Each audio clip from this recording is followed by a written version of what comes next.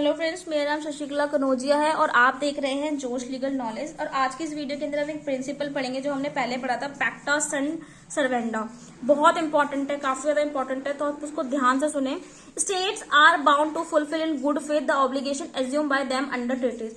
इसमें ये बोल रखा है कि जो भी आपने ट्रीटी के अंदर कुछ भी चीज एज्यूम किया था कि आप उस चीज को करोगे, ऑब्लिगेशंस आपने लिए थे, तो आप टोटली बाउंड हो उस काम को करने के लिए, और वो भी गुड फेथ में आप काम करोगे। ऐसा नहीं है कि आप उसको क्रिमिनल की फॉर्म में या इलीगल तरीके से कर रहे हो, तो ऐसा नहीं होगा। तो article 26 of Vienna convention law of treaty क्या बोलता है? Every treaty in force is binding upon the treaties upon the parties to it and must be perform by them in good faith. इसमें आपको ना पैक्टा सन्ड सर्वेंडा मतलब मैंने आपको पहले ही बताया था कि इसमें ये है कि आप उसको डिनाई नहीं कर सकते, उस काम को करने के लिए आपको करना ही पड़ेगा वो, तो आप बाउंड हो। यहाँ पर लिखा हुआ है ना बाइंडिंग, बाउंड, ये बहुत इंपॉर्टेंट टर्म है इसके अंदर।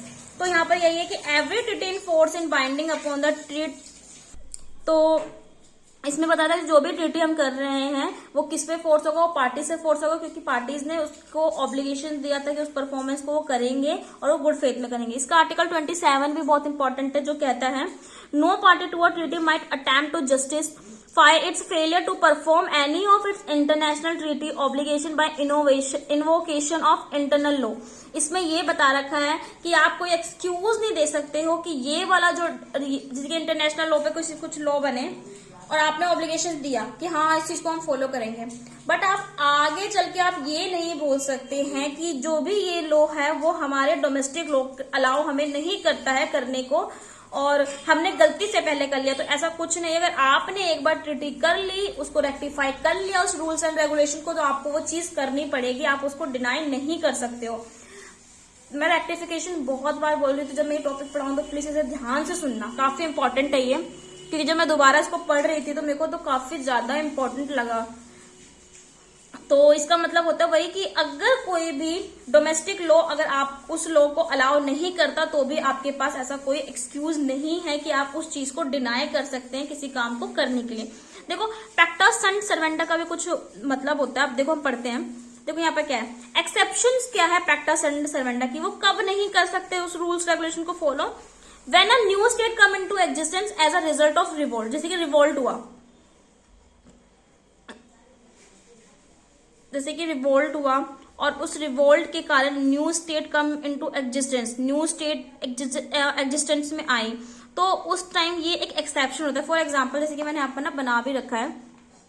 अब जैसे कि ये है एक स्टेट है, ये एक स्टेट है, यहाँ पर रिवोल्ट हो रहा है, ठीक है। अब ये रिवोल्ट हुआ, अब यहाँ पर जो वॉर है वो यहाँ से रिवोल्ट हटने के बाद अब इस वाली कंट्री ने इसको अडॉप्ट कर लिया, ये इस कंट्री में मिल गई, इस स्टेट के अंदर मिल गई, और इस पे ये जो है ये ट्रीटी में थी और ये वाला जो स्टेट है वो ट्रीटी में नहीं था। तो इस वाले पार्ट को क्या है, ये वाला जो पार्ट है वो एग्जिस्टेंस में जो भी है, अगर वो नहीं भी आ रहा है, अगर वो रूल्स रेगुलेशन को फॉलो नहीं कर रहा है, तो एक एक्सेप्शन है कि वो नहीं कर सकता है, क्योंकि वो अब न्यूज उसमें आ गया है, न्यू स्टेट के अंदर, वो न्यू स्टेट जो है वो ट्रीटी में नहीं है, तो वो क्यों norms and rules and regulations को फॉलो करेगा इंटरनेशनल लॉ के? ऐसी क्या है, treaty obligation which are related to property ceded और मर्ज, सीडेड हो जाए या मर्ज हो जाए, तो उसके अंदर भी ये है एक एक्सेप्शन होता है। फॉर एग्जाम्पल जैसे कि यहाँ पर क्या बोल रखा था, ये y एक स्टेट है और x is also a state, ठीक है। तो अब इसने क्या किया, इसने जो ये वाला पार्ट था, इस वाले पार्ट को इसने यहां से निकाल दिया और ये इसमें चला गया, जो हमने सेम पढ़ा था ये इसमें चला गया, और ये वाला जो y था ना उस टाइम वो ट्रीटी में नहीं था। तो जैसे y और x था, y ट्रीटी के अंदर था। अब इसमें से क्या है, जो ये वाला पार्ट है ना ये अलग हो गया, ये अलग हो गया, या इसको इसमें ऐड कर दिया, आप कैसे भी बोल सकते हो, या इसको इसमें ऐड कर दिया, या ये अलग हो गया इससे। तो जो ये वाला पार्ट है ना, सॉरी मैंने उल्टा बोल दिया। इसमें जैसे कि मान लो ये स्टेट है और एक स्टेट है, ठीक है, ये एक वाई स्टेट है और एक एक्स स्टेट है, ये हमारी ट्रीटी के अंदर है और ये हमारी ट्रीटी के अंदर नहीं है। तो इसका अगर ये पार्ट इधर मर्ज हो जाता है तो इस वाले पार्ट के ऊपर ओनली जो भी हमारा ऑब्लिगेशंस है वो फॉलो नहीं होगा।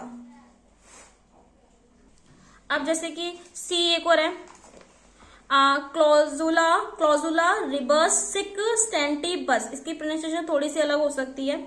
इसका मतलब होता है इन एप्लीकेबिलिटी ऑफ ट्रीटी और contract due to fundamental change of circumstances.